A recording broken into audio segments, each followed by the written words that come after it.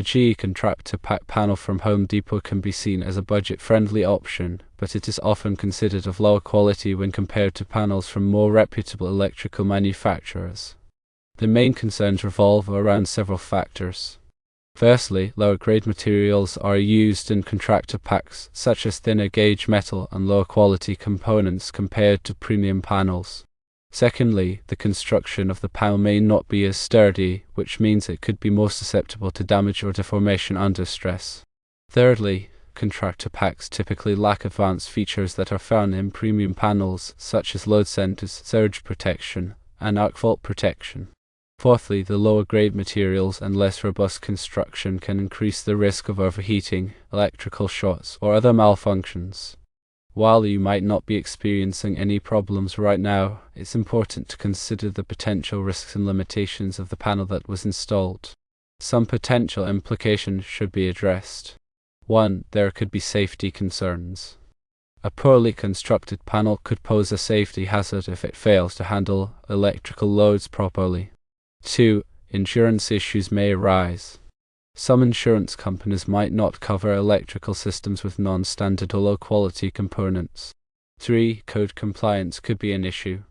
The panel might not meet the electrical code requirements for your area, which could affect the safety of your home or its value. 4. Any future upgrades may be limited. Adding additional circuits or appliances in the future may be restricted because of the low capacity and lack of features of the panel. If you have concerns about the quality or safety of the installed panel, it's a good idea to consult with a licensed electrician for a more detailed assessment. The electrician can inspect the panel, check for any issues, and provide recommendations on potential upgrades or replacements if necessary. For electrical panels, the National Electrical Code, or NEC, provides guidelines for safe installation and operation. Article 312 covers cabinets, cutout boxes, and meter socket enclosures, and it dictates the requirements for space, access, and protection of conductors and equipment. Article 314 addresses junction boxes, pole boxes, and handhole enclosures, ensuring adequate space and accessibility for conductors and connections. Article 408 focuses on switchboards and panel boards, which includes requirements for overcurrent protection, grounding, and conductor identification. Proper grounding and bonding are essential for electrical safety. NEC Article 250 provides comprehensive requirements for grounding and bonding electrical systems to minimize the risk of electric shock and fire. Grounding involves connecting electrical equipment and systems to the earth, providing a low-impedance path for fault currents to flow back to the source, causing the overcurrent protective device to trip and energize the circuit. Bonding, on the other hand, involves connecting non-current carrying metal parts of electrical equipment and systems together to create an electrically conductive path, ensuring that all metal parts are at the same potential, reducing the risk of electric shock. Overcurrent protection is a critical aspect of electrical safety. NEC Article 240 covers overcurrent protection, which includes fuses and circuit breakers. Overcurrent protective devices are designed to protect electrical circuits and equipment from excessive current, which can cause overheating, damage, or fire. Fuses are one-time devices that melt and open the circuit when the current exceeds the rated value, while circuit breakers are reusable devices that trip and open the circuit when the current exceeds the set point. Arc fault circuit interrupters, or size, are designed to protect against arc faults, which are dangerous electrical arcs that can cause fires. NEC Article 210.12 requires a size to be installed in branch circuits that supply dwelling unit bedrooms, living rooms, dining rooms, and other areas. A size detects arc faults by monitoring the current waveform and tripping the circuit breaker when an arc fault is detected, reducing the risk of electrical fires. Ground fault circuit interrupters, or GFCIs, are designed to protect against ground faults, which occur when current leaks from the electrical circuit to ground. NEC Article 210.8 requires GFCIs to be installed in dwelling unit bathrooms, kitchens, garages, and other areas where there is a high risk of electric shock. GFCIs detect ground faults by monitoring the current balance between the hot and neutral conductors and tripping the circuit breaker when a ground fault is detected, reducing the risk of electric shock. When selecting an electrical panel, it's important to consider several factors. Firstly, the size of the panel should be adequate for the current and future electrical needs of the home or building. The panel should have enough spaces for circuit breakers to accommodate all the circuits in the building, with some spare spaces for future expansion. Secondly, the panel should be rated for the appropriate voltage and current.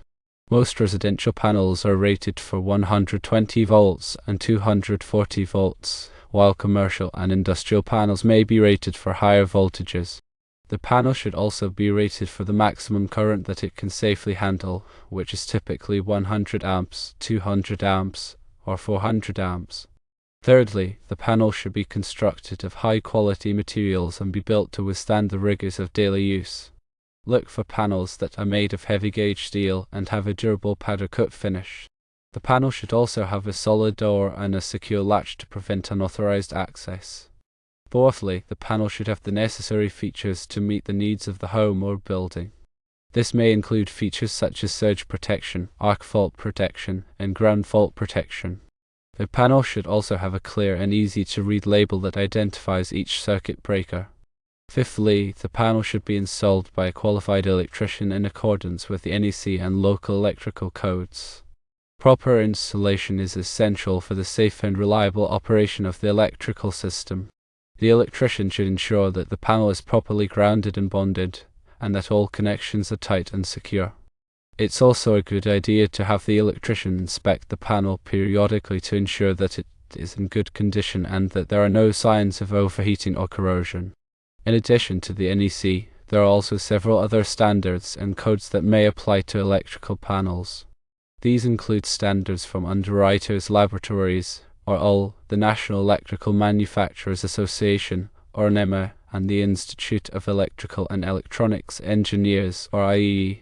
These standards cover a wide range of topics, including the design, construction, testing, and performance of electrical panels. When selecting an electrical panel, it's important to choose a panel that meets all applicable standards and codes. This will help to ensure that the panel is safe, reliable, and compliant with all relevant regulations. One important aspect of electrical panel maintenance is to periodically inspect the panel for any signs of damage or deterioration.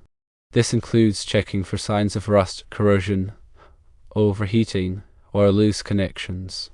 If any problems are found, they should be addressed promptly by a qualified electrician. Another important aspect of electrical panel maintenance is to keep the panel clean and free of debris. Dust, dirt, and other contaminants can accumulate inside the panel and cause problems such as overheating or short circuits. The panel should be cleaned periodically with a vacuum cleaner or soft brush. It's also important to keep the area around the panel clear of obstructions. This will help to ensure that the panel is easily accessible for maintenance and repairs.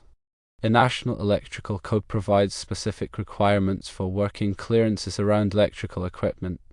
These clearances are designed to provide adequate space for electricians to safely work on the equipment.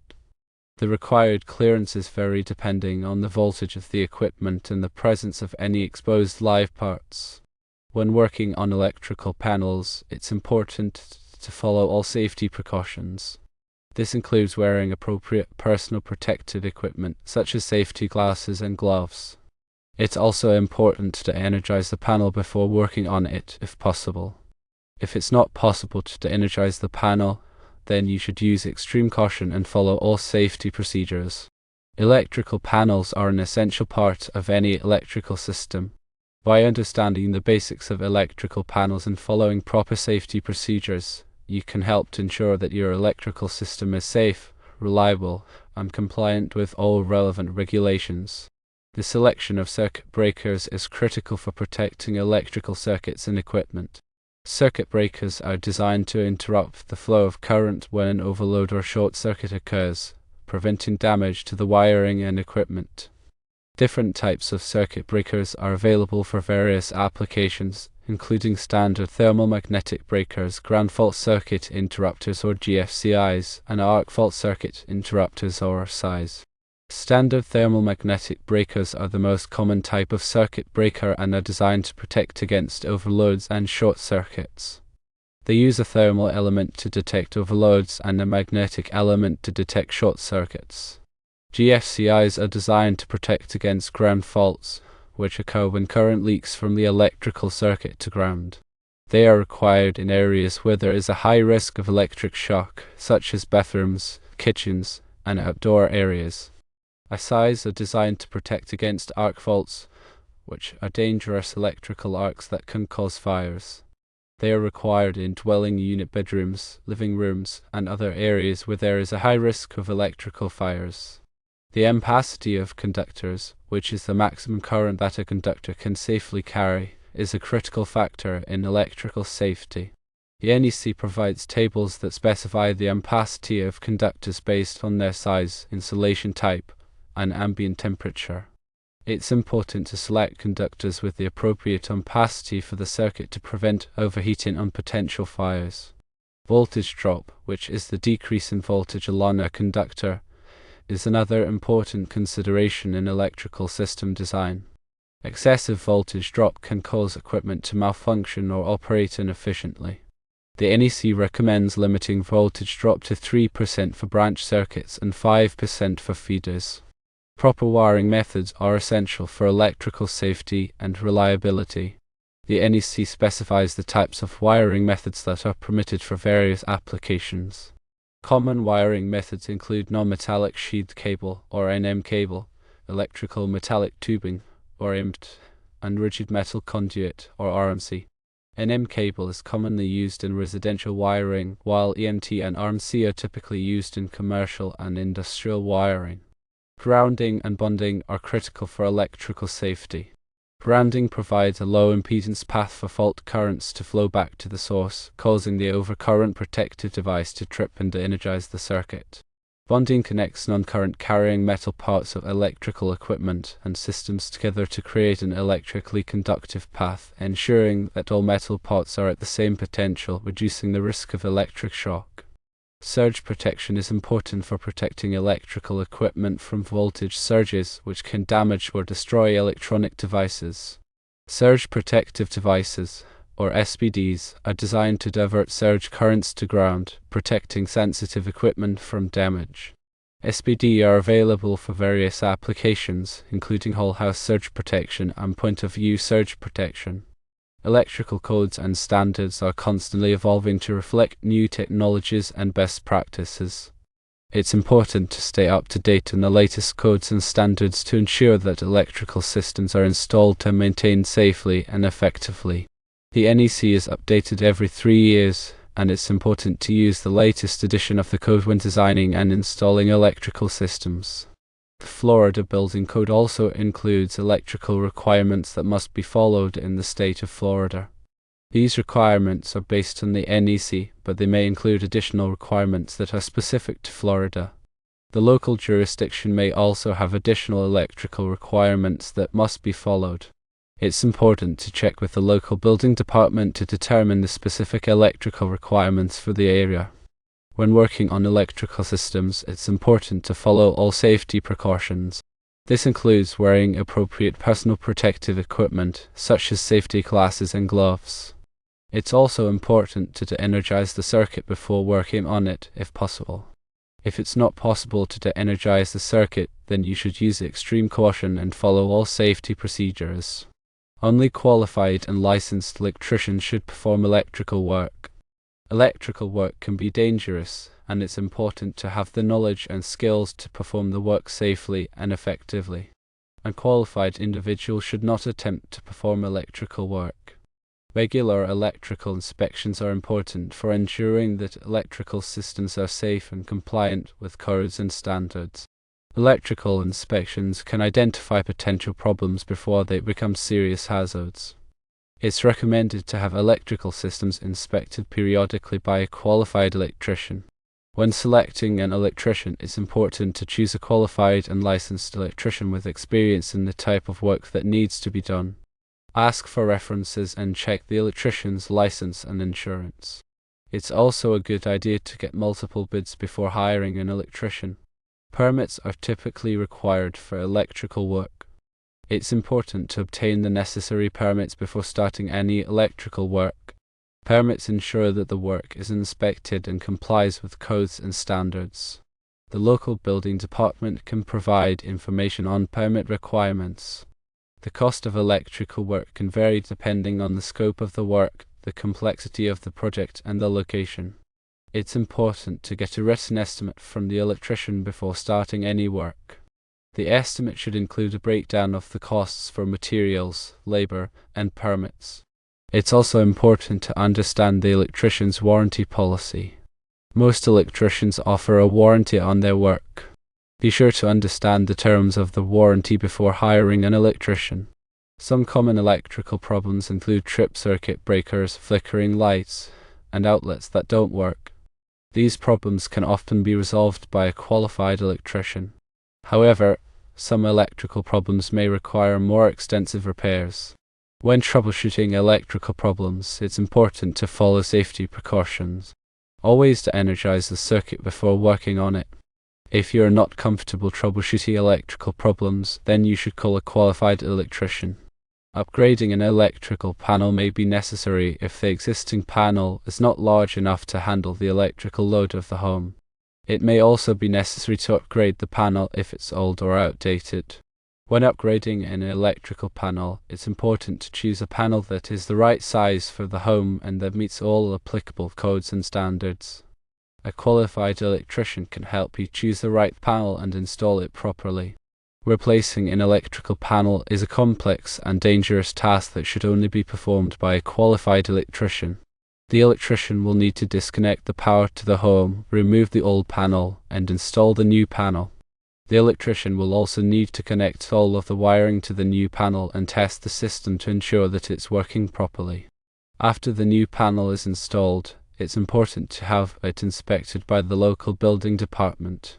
This will ensure that the panel was installed properly and that it meets all applicable codes and standards. The inspection process may vary depending on the local jurisdiction. In some cases, the inspector may need to visit the home to inspect the panel. In other cases, the inspector may be able to review the documentation online.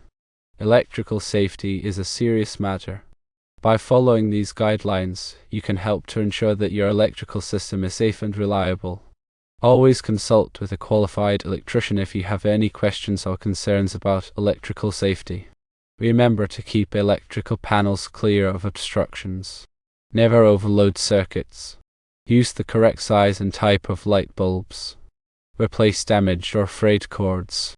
Keep electrical appliances away from water. Teach children about electrical safety. Test ground fault circuit interrupters regularly. Install smoke detectors and carbon monoxide detectors.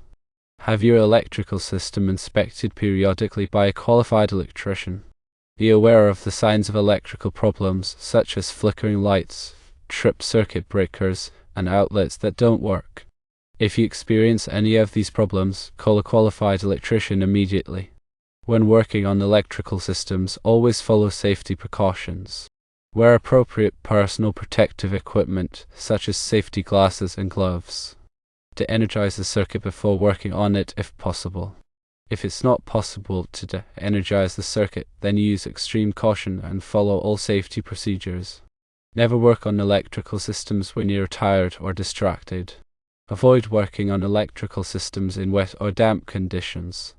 Use insulated tools when working on electrical systems. Do not touch bare wires or terminals. Do not overload circuits or extension cords. Do not run extension cords under rugs or furniture. Do not use damaged or frayed cords. Do not attempt to repair electrical appliances unless you're qualified to do so. Do not allow children to play with electrical outlets or cords. Be aware of the location of overhead power lines. Stay away from downed power lines. Call 911 if you see a downed power line. Always treat electricity with respect. Electricity can be dangerous if it's not handled properly. By following these safety guidelines, you can help to protect yourself and your family from electrical hazards. These tips are for general guidance only. Always consult with a qualified electrician for specific advice about your electrical system.